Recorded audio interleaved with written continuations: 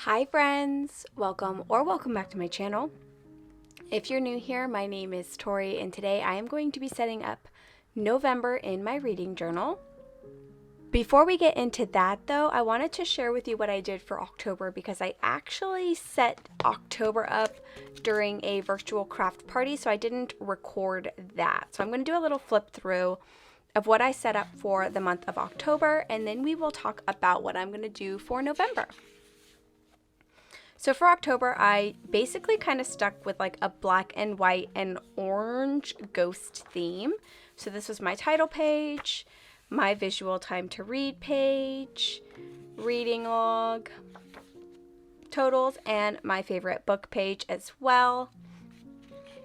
And then we jump into here what will be my November cover page and spreads. So I'm going to do this video a little bit differently than I do my bullet and reading journal setups usually. I am going to just talk you through some of the stuff that I have pulled out to use today and kind of give you a mini talk through of my plan. But then the rest of the video is just going to be music. I've got a lot of things that I'm trying to do at the moment, so I'm thinking that filming my setup this way will still allow for me to actually film the setup, but won't take as long post filming to get everything scheduled and uploaded to YouTube. And I also won't need to do the voiceover for the editing purposes. So I've got some sketches here for my November setup. It's going to look fairly similar to how I did October because I did really end up liking the way this looked. I'm going to be stamping out all of my titles this time using the Ellie Studio Noel alphabet.